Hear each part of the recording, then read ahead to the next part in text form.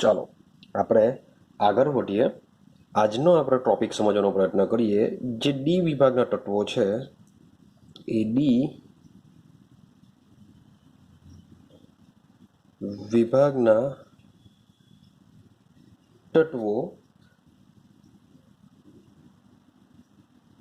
રંગીન આયનોનું નિર્માણ કરે છે.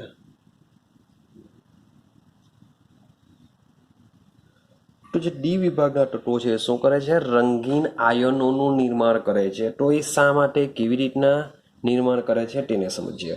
ચાલો જોજો. માન લો કે મારી પાસે કોઈ પદાર્થ છે. આ શું છે? કોઈ પદાર્થ છે, કોઈ ડી વિભાગનો પદાર્થ છે. એ પદાર્થ પર શું થશે? સૂર્યપ્રકાશ પડશે. સૂર્યપ્રકાશ પડવાને લીધે આ પદાર્થ, જે શરૂઆતની વાત કરી, તો આ પદાર્થ કઈ હશે? નીચી ઉર્જાવાળી અવસ્થામાં હોય છે. સૌપ્રથમ પદાર્થ શું હોય છે? નીચી ઉર્જાવાળી અવસ્થામાં હોય છે. તો નીચી ઉર્જાવાળી અવસ્થામાં હોય તો એ પદાર્થમાં રહેલા જે ડી કક્ષકના ઇલેક્ટ્રોન હોય તો એ ડી કક્ષકના ઇલેક્ટ્રોન બી શું હોય છે? નીચી ઉર્જાવાળી અવસ્થામાં હોય છે. હવે જ્યારે આ પદાર્થ પર પ્રકાશનો આપાત થાય છે, પ્રકાશ દ્વારા એને ઉર્જા મળે છે, ત્યારે શું થશે કે આ જે ડી કક્ષકના ઇલેક્ટ્રોન છે એ શું કરશે? ઉર્જા મેળવશે. ઉર્જા મેળવે. તો ઉર્જા મળવાને લીધે આ ઇલેક્ટ્રોન શું કરશે? ઉત્તેજિત અવસ્થામાં જશે. તો જે ડી કક્ષકના ઇલેક્ટ્રોન છે એ ઇલેક્ટ્રોન શું કરશે? સૂર્યપ્રકાશમાંથી જે ઉર્જા મળે છે એ ઉર્જાનું શોષણ કરશે. શોષણ કરવાથી કઈ અવસ્થામાં જશે? ઉત્તેજિત અવસ્થામાં જશે. તો અહીં જે ઇલેક્ટ્રોન છે એ ઇલેક્ટ્રોન નીચી ડી કક્ષક વાળી ઉર્જામાંથી શું કરશે? ઊંચી ઉર્જા ધરાવતી ડી કક્ષકમાં જાય છે. ક્લિયર થાય છે? હવે ઇલેક્ટ્રોન શું કરશે? વધુ સમય માટે ઊંચી ઉર્જાવાળી ડી કક્ષકમાં રહી શકતો નથી. માટે જેટલી પણ પ્રકાશ, જેટલી પણ ઉર્જા એનું શોષણ કર્યું હશે એ પાછી શું કરશે? રિમૂવ કરી દેશે અને ફરીથી પાછો એ મૂળ અવસ્થા એટલે કે ભૂમિ અવસ્થામાં આવી જશે. તો જે અવશોષિત ઉર્જા છે એ અવશોષિત ઉર્જા ચોક્કસ પ્રકાશના તરંગ સ્વરૂપે દૂર કરે છે. તો મીન્સ કે જે પદાર્થ છે, પદાર્થે ઉર્જા મેળવી તો એ શું કરે? ઉત્તેજિત અવસ્થામાં જશે. ઉત્તેજિત અવસ્થામાંથી જેટલો પણ ઉર્જા મેળવેલી હશે તે ઉર્જા ફરીથી પાછો એ શું કરશે? ઉત્સર્જિત કરી દેશે. તો આ જે ઉત્સર્જિત ઉર્જા છે જે ચોક્કસ પ્રકાશના તરંગ સ્વરૂપે હોય છે. અને આ જે પ્રકાશનું તરંગ હોય છે એ શું કરશે? ચોક્કસ આવૃત્તિ ધરાવતું હોય છે. ચોક્કસ આવૃત્તિ ધરાવતું હોય છે. અને આ જે પ્રકાશની આવૃત્તિ છે, પ્રકાશની આવૃત્તિ હોય છે એ દ્રશ્યમાન, એ શું હોય છે? દ્રશ્યમાન ક્ષેત્રમાં હોય છે. તો દ્રશ્યમાન ક્ષેત્રમાં હોવાને લીધે આપણને રંગ જોઈ શકીએ છીએ. અને આ જે રંગ હોય છે કેવો હોય છે? તો સમજો. જે અવલોકિત રંગ હોય છે એટલે આપણે જે જોઈએ છે, જે રંગ આપણે જોઈએ છે એટલે કે અવલોકિત રંગ, અવશોષિત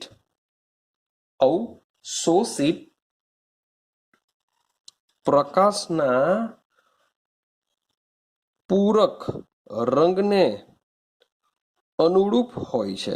મીન્સ કે જે પ્રકાશનું શોષણ થાય છે એનાથી વિરુદ્ધ પ્રકાશનો તમને રંગ દેખાય છે. ક્લિયર થાય છે?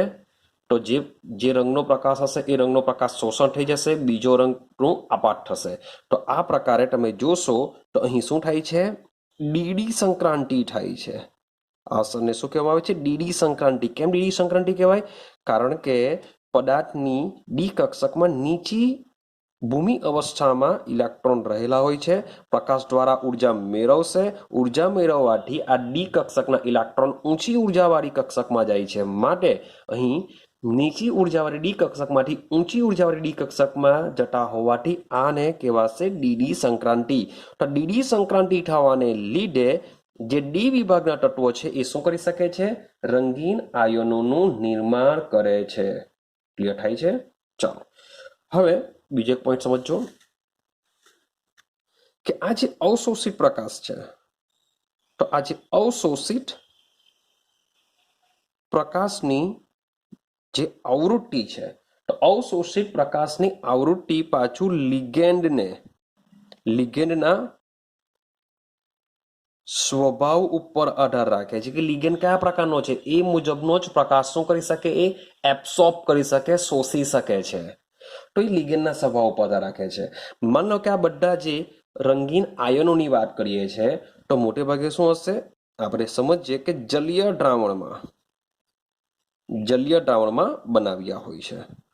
તો જલીય દ્રાવણમાં જો બનાવ્યા હોય તો જલીય દ્રાવણની અંદર લિગેન્ડ તરીકે કોણ હોય છે? પાણી હોય છે.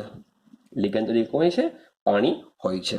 તો લિગેન્ડ તરીકે પાણી જ્યારે હોય છે ત્યારે જુદા જુદા તત્વો કયો રંગ દર્શાવશે એ તમને કોષ્ટક આપેલું છે. હવે એ કોષ્ટકમાંથી બી તમને મે બી એમસીક્યુ જેવું કંઈક ક્વેશ્ચન પૂછી શકાય. મીન્સ કે જે ટોપિક છે એ શાના માટે રિલેટેડ છે? એક JEE નીટ ગુજકેટ એ લેવલ પર તમને એક નાના અમથા એમસીક્યુ સ્વરૂપમાં પૂછી શકાય છે. તો સમજો કેવી રીતના યાદ રાખીશું. સૌથી પહેલા સમજો, માની લો કે ડી કક્ષકમાં કોઈ પણ ઇલેક્ટ્રોન નથી. કોઈ બી તત્વ હોય, કોઈ પણ તત્વ હોય કે જેમાં કોઈ પણ તત્વ મીન્સ કે કોઈ પણ આયન હોય કે એ આયનમાં ડી કક્ષકમાં ઇલેક્ટ્રોન નથી. જો ડી કક્ષકમાં ઇલેક્ટ્રોન ન હોય તો આવું ડીડી સંક્રાંતિ થવાની નથી. જો ડીડી સંક્રાંતિ ન થાય તો 100%ની વાત છે એ કેવો હશે? રંગવિહીન હશે. ક્લિયર થાય છે? એ કેવો હશે? રંગવિહીન. માન લો કે ડી કક્ષક સંપૂર્ણ ભરાયેલી છે, કોઈ પણ અયુગ્મિત ઇલેક્ટ્રોન નથી, તો પણ તમને ડીડી સંક્રાંતિ જોવા નહીં મળશે અને રંગ કેવો થઈ જશે? રંગવિહીન થઈ જશે. તો D10 ની વાત કરીએ તો Zn+2 લઈ લો, તેમાં રંગવિહીન થઈ જશે. ક્લિયર થાય છે? આઈડિયા આવે છે? ચાલો Cu+ લઈ લો, તેમાં બી રંગવિહીન થઈ જશે. પણ તે સિવાયના જે તત્વો છે તેનું શું કરીએ? માની લો કે શબ્દ સમજો કે ડી ની અંદર 9 ઇલેક્ટ્રોન છે. હવે ડી ની અંદર 9 ઇલેક્ટ્રોનનો મતલબ થાય છે કે એ અવસ્થા થઈ ગઈ Cu+2 ની. કે Cu+2 માં ડી ની અંદર કેટલા હશે? 9 ઇલેક્ટ્રોન હશે. તમે જાણો છો ઇનઓર્ગેનિકના પ્રેક્ટિકલ આપણે કરીએ છીએ ત્યારે તમને આઈડિયા હશે કે જે કોપર છે, Cu+2 ધરાવતું જે સંયોજન છે કયા રંગનું હોય છે? વાદળી રંગનું હોય છે. તમને યાદ હશે. ક્લિયર થાય છે? બીજા કયા રંગ તમને આઈડિયા છે? તો Cu+2 વાદળી રંગનો હોય છે. Ni+2 ની યાદ કરો. Ni+2 કયો હોય છે? ભાઈ લીલા રંગનો જોવા મળે છે તમને. Ni+2 કયો હશે? લીલા રંગનો જોવા મળશે. ત્યાર પછી કોબાલ્ટ યાદ કરો. કોબાલ્ટ બી આપવામાં આવે છે. Cu+3 હોય કે CO+2 હોય, આ બંનેના રંગ હોય છે વાદળી ગુલાબી. મોટે ભાગે ગુલાબી રંગના તમને જોવા મળે છે. વાદળી ગુલાબી પણ ગુલાબી રંગના જ હોય છે. એટલે કે વાદળી પ્લસ પિંક ભેગો થઈને જે કલર બનશે, મીન્સ કે થોડોક વાયોલેટ જાંબલી રંગ જેવો હોય છે, એટલે વાદળી ગુલાબી આપણે લખીએ છીએ. તો CO+3 નો રંગ કેવો હોય છે? વાદળી ગુલાબી હોય છે. ચાલો ત્યાર પછી વાત કરીએ તો Fe+3 બી તમને ઓલરેડી આપેલો છે. કયા રંગનો હોય છે? પીળા રંગનો હોય છે.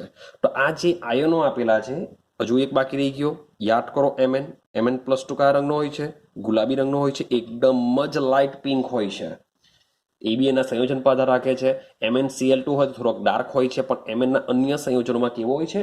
લાઇટ પિંક હોય છે. ક્લિયર થાય છે? તો આ જે રંગો છે 5, એ 5 રંગો તમને ઓલરેડી બુકમાં છે, જે તમને યાદ રહી જશે. ક્લિયર થાય છે? તો બીજા આયનોનું શું કરીએ? તો બીજા આયનોમાં રહ્યા કોણ? તો બીજા આયનોમાં રહ્યા એક તો Fe+2. તો Fe+2 નો રંગ યાદ રાખવાનો છે તમારે લીલો. યાદ રહેશે? યાદ કરતા જાઓ. આ તો ઓલરેડી યાદ રહી જશે. બુકમાં ઓલરેડી ઇનઓર્ગેનિકના પ્રેક્ટિકલમાં છે, માટે યાદ રહી જશે. તમને પ્રેક્ટિસ કરશો એટલે. પછી Fe+2 છે, Fe+2 રંગ હોય છે લીલો. ચાલો ત્યાર પછી બીજો એક રંગ યાદ રાખવાનો છે તમારે, જે Cr ની વાત કરીએ. Cr+2 Cr+2 નો રંગ હોય છે વાદળી. Cu+2 Cr+2 બંને વિચિત્ર છે.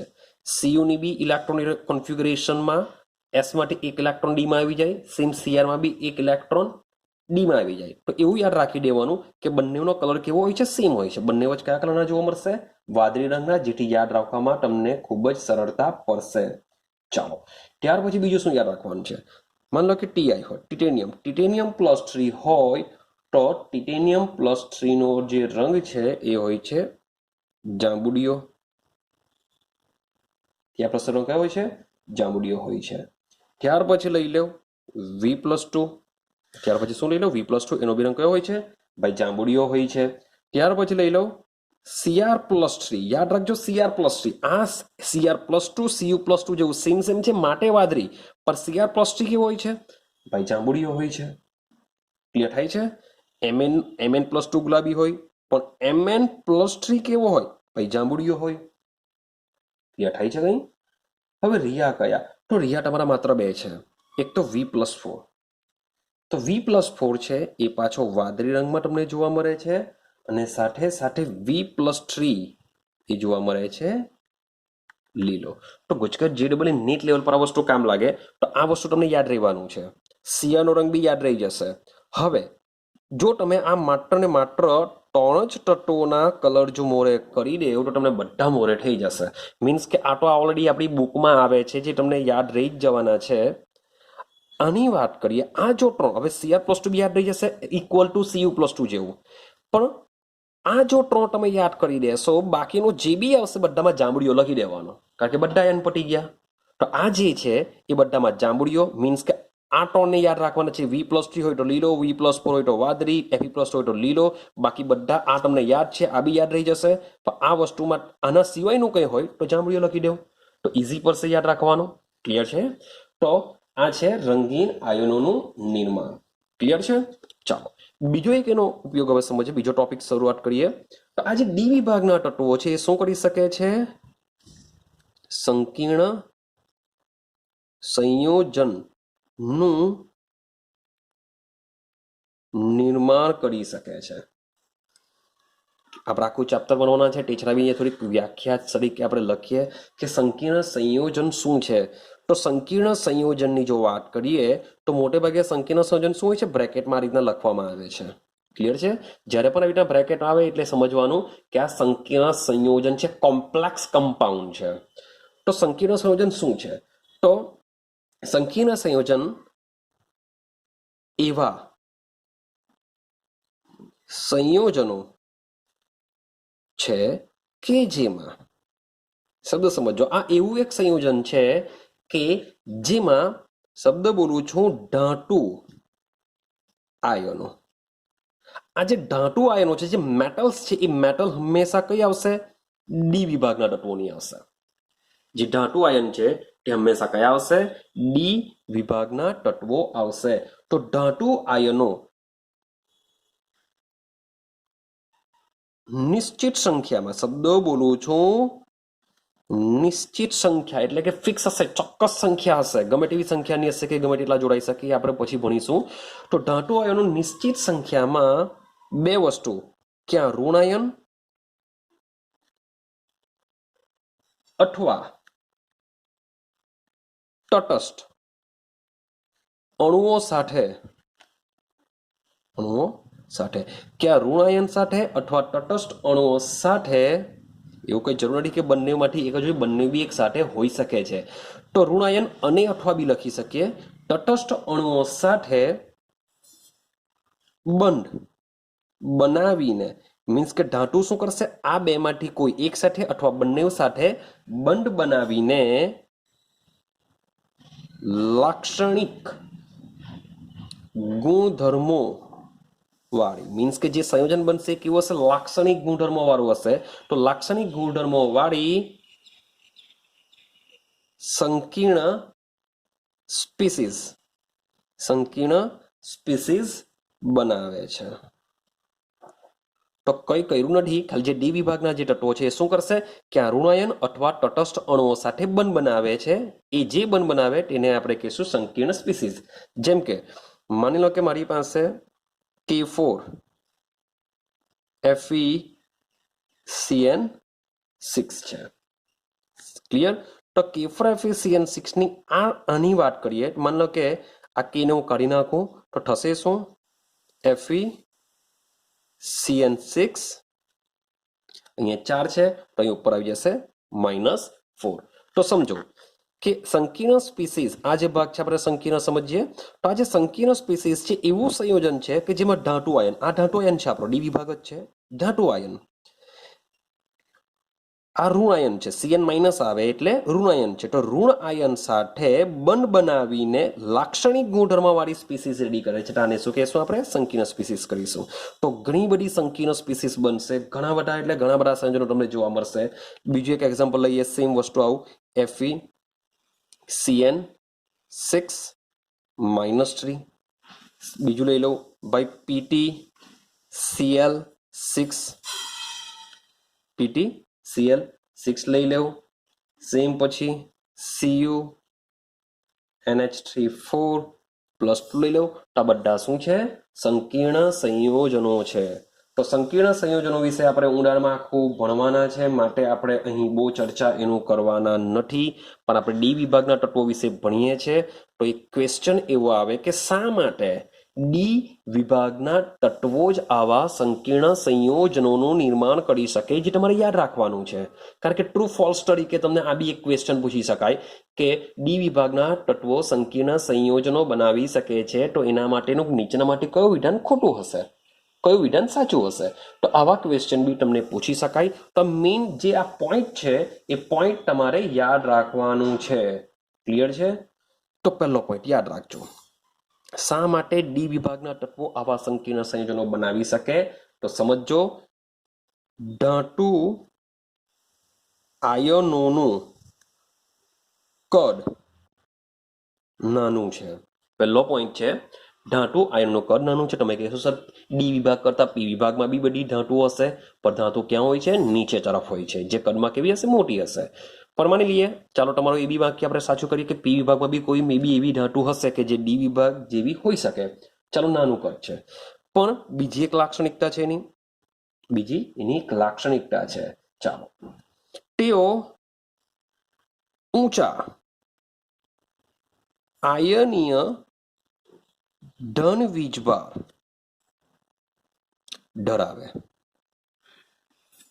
ધરાવતા હોય છે.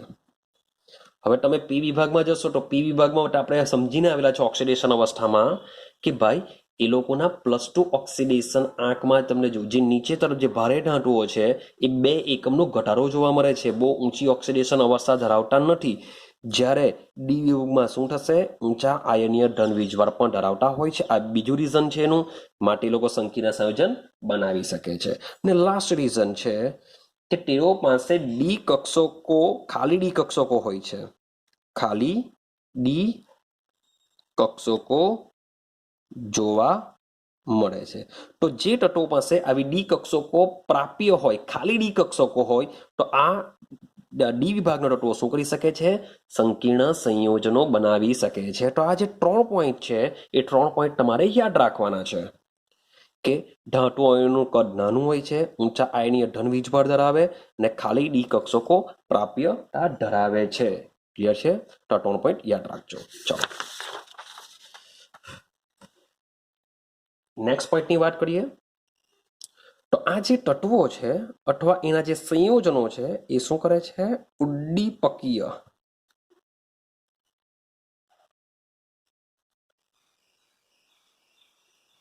ચાલો અને હવે સમજીએ કે જે ડી વિભાગના તત્વો છે શું કરે છે? ઉદ્દીપકીય ગુણધર્મ ધરાવે છે. તો એનું રીઝન શું? તો સમજો, માત્ર સંક્રાંતિ ધાતુઓ, માત્ર સંક્રાંતિ ધાતુઓ અથવા તેમના સંયોજનો, તેમના સંયોજનો શું કરશે? ઉદ્દીપકીય ગુણધર્મો ધરાવી શકે છે. એઝ અ રિએક્શનની અંદર એઝ અ ઉદ્દીપક તરીકે વર્તી શકે છે. ક્યાં તો ખાલી મેટલ્સ બી હોઈ શકે અથવા તો મેટલના સંયોજનો બી હોઈ શકે ડી વિભાગના તત્વો માટે. તો સમજીએ કે શા માટે તો રીઝન એવું છે કે શા માટે આ લોકો ઉદ્દીપકીય ગુણધર્મ ધરાવી શકે? તો એનું રીઝન છે કે આ જે તત્વો છે એ બહુ ઓક્સિડેશન અવસ્થાઓ અનુસરે છે.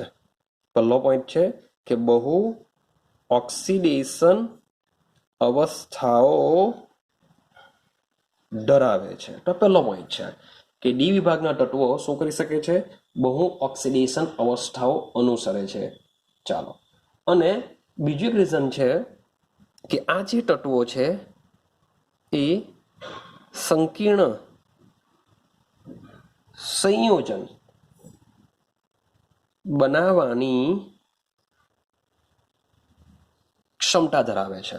શબ્દ સમજો કે બહુ ઓક્સિડેશન અવસ્થાઓ ધરાવી શકે છે, મીન્સ કે એક કરતાં વધારે ઓક્સિડેશન અવસ્થાઓ ધરાવી શકે છે, સાથે સાથે સંકીર્ણ સંયોજનો બનાવી શકે છે. તો આ 2 પોઈન્ટને લીધે આ તત્વો અથવા તો તેના સંયોજનો શું કરી શકે છે? ઉદ્દીપકીય ગુણધર્મ ધરાવી શકે છે. તો આ બંને પોઈન્ટ યાદ રાખવાના છે કે બહુ ઓક્સિડેશન અવસ્થાઓ ધરાવી શકે અથવા સંકીર્ણ સંયોજનો બનાવી શકે છે, માટે શું કરી શકે છે? ઉદ્દીપકીય ગુણધર્મ ધરાવે છે. એઝ એક્ઝામ્પલ લઈએ, માનો કે આપણે H2SO4 ની બનાવટ જોઈને આવ્યા સંપર્ક વિધિ.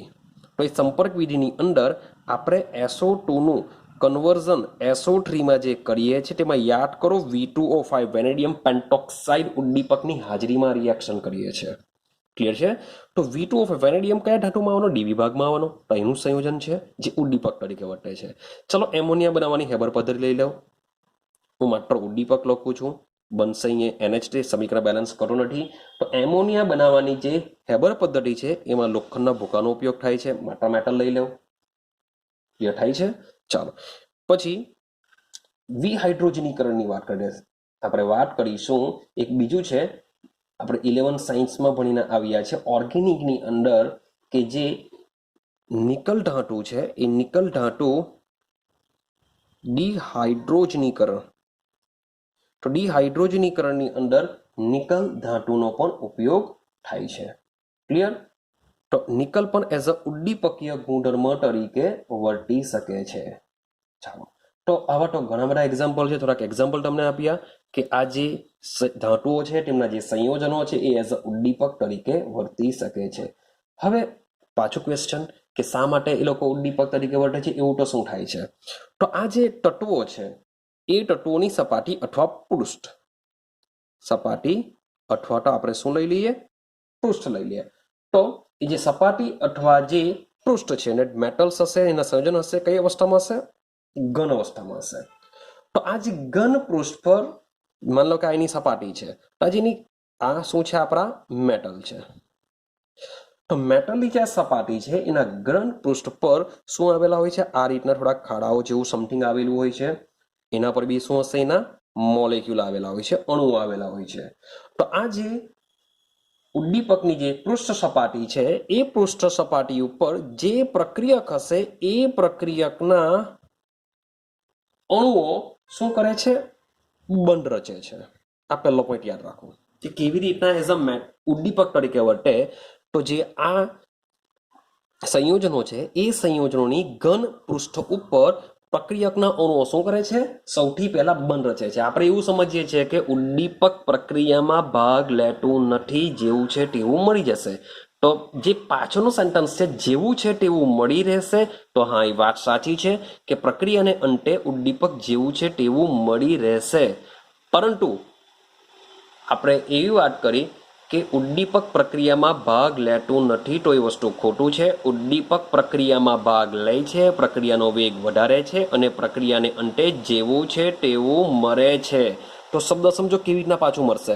તો જે ઉદ્દીપક તરીકે જે પદાર્થ છે, જે મેટલ હશે અથવા જે સંયોજન હશે, એની પૃષ્ઠ પર પ્રક્રિયકના અણુઓ શું કરે છે? બંધ રચે છે.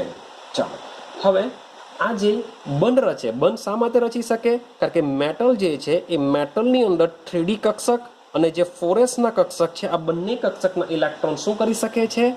બંધ બનાવવા માટે પોતાના ઇલેક્ટ્રોન આપી શકે છે. ક્લિયર થાય છે? તો 4s આ બંધ બનાવવા માટે પ્રથમ સંક્રાંતિ શ્રેણીના તત્વોની વાત કરું છું. અહીંયા 3D ને 4s લખેલું છે એટલે પ્રથમ સંક્રાંતિ શ્રેણીના તત્વોની વાત ચાલે છે. તો 3D અને 4s શું કરશે? પ્રક્રિયકના અણુઓ સાથે બંધ બનાવવા માટે ઉપયોગ લે છે. ચાલો, હવે આને લીધે ઉદ્દીપકના આને લીધે આ જે મેટલ છે એટલે કે જે ઉદ્દીપક છે એની પૃષ્ઠ પર એટલે કે એની સપાટી ઉપર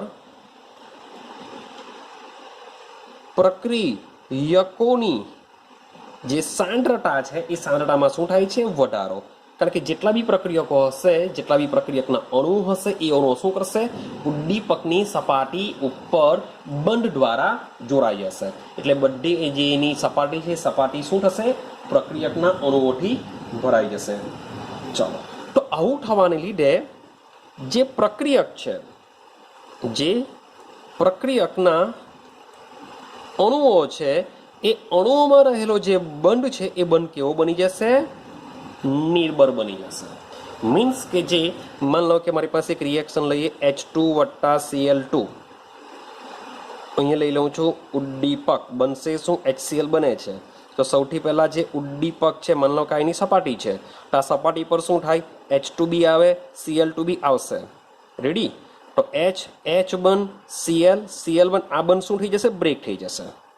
બ્રેક થઈ જવાને લીધે આ લોકો શું કરશે? એઝ અ HCl સ્વરૂપે જોડાઈ જશે. તો જે ઉદ્દીપક છે, ઉદ્દીપકની સપાટી ઉપર પ્રક્રિયકના અણુઓ બંધ દ્વારા જોડાવાને લીધે પ્રક્રિયકોના જે અણુઓ છે એ અણુઓ વચ્ચેનો જે બંધ છે બંધ કેવો બને છે? નિર્બળ બને છે. અથવા તો એવું કરી શકાય કે તેઓની સક્રિયકરણ ઉર્જા ઘટે. એટલે કે અણુઓમાં રહેલી જે સક્રિયકરણ ઉર્જા છે એમાં શું થશે? ઘટાડો થાય છે. ક્લિયર થાય છે? તો જેને લીધે જે આ તત્વો છે એના સંયોજનો છે એઝ અ ઉદ્દીપક તરીકે વધુ અસરકારક બની શકે છે. ક્લિયર? એક એક્ઝામ્પલ સમજીએ. માન લો કે આયન 3 છે. શું છે આપણી પાસે? આયન 3 કરીને ઉદ્દીપક છે. એ આયન 3 શું કરશે? આયોડાઇડ આયન અને પરસલ્ફેટ આયન. પરસલ્ફેટનો મતલબ થાય H2O8 -2. તો આયોડાઇડ આયન અને પરસલ્ફેટ આયનો વચ્ચેની પ્રક્રિયાને ઉદ્દીપ્ત કરે છે. આ બે વચ્ચેની પ્રક્રિયાને ઉદ્દીપ્ત કરશે. કોણ ઉદ્દીપ્ત કરશે? Fe+3. તો Fe+3 આ બંને વચ્ચેની પ્રક્રિયાને ઉદ્દીપ્ત કરશે. I- નું રૂપાંતર કરી દેશે આયોડિનની અંદર અને H2O8 માંથી બનાવી દેશે SO4-2. રિએક્શન સમજવાનો પ્રયત્ન કરજો. તો થશે શું? I- નું કન્વર્ઝન H2O8 માં I- નું I2 માં H2O8 નું SO4 માં. તો કેવી રીતે રિએક્શન કરશે? તો સૌથી પહેલા જે ઉદ્દીપક લઈ લઈએ, કારણ કે એની સપાટી ઉપર રિએક્શન થવાનું છે. તો Fe+3 શું કરશે? સૌથી પહેલા I- સાથે રિએક્શન કરશે અને એનું કન્વર્ઝન Fe+3 નું Fe+2 માં કરશે, એટલે વત્તા I2. મીન્સ કે તમે જોશો તો Fe+3 Fe+2 ઓક્સિડેશન આંકમાં ઘટાડો થયો. મીન્સ કે આનું શું થયેલું કહેવાય? રિડક્શન. -1 0 આનું શું થયેલું કહેવાય? ઓક્સિડેશન. તો અહીં જે ઉદ્દીપક છે એ રેડોક્સ પ્રક્રિયા કરીને આયોડાઇડ આયનનું ઓક્સિડેશન કરી I2 માં રૂપાંતર કરશે. રેડી થઈ ગયું? તો I2 બની ગયું. હવે જે Fe+2 છે, જે Fe+2 છે એ Fe+2 શું કરશે? હવે H2O8 -2 સાથે રિએક્શન કરશે. હવે આ રિએક્શનમાં Fe+2 નું કન્વર્ઝન Fe+3 માં થઈ જશે. આનું રિડક્શન થઈને બની જશે SO4-2. તો જેવો છે તેવો આપણે Fe+3 મળી જશે. આ બંનેનો સરવાળો કરશો તો આપણે આ શું મળી જશે? આ મળી જશે. જેથી આપણે એવું માનીએ છીએ કે ઉદ્દીપક પ્રક્રિયામાં ભાગ લેતો નથી, પણ ખરેખર શું હોય છે? ઉદ્દીપક પ્રક્રિયામાં ભાગ લે છે, પણ પ્રક્રિયાને અંતે જેવો છે તેવો મળી જશે. આમ તો આ ડી વિભાગના તત્વો છે. ડી વિભાગના તત્વો શું કરી શકે છે? એના તત્વો અથવા તેના સંયોજનો એઝ અ ઉદ્દીપક તરીકે વર્તી શકે છે. એની સપાટીઓ પર રિએક્શન થઈ શકે છે. એની સપાટી ઉપર પ્રક્રિયકના અણુઓ બંધ રચે છે. બંધ શાની રીતે રચે? કારણ કે 3D અને 4s બંને ઇલેક્ટ્રોન શું કરશે? બંધ બનાવવા માટે ઉપયોગી લે છે. તો આજના માટે બસ આપણે આટલો વિડીયો રાખીશું. નેક્સ્ટ વિડીયોમાં આપણે વાત કરીશું.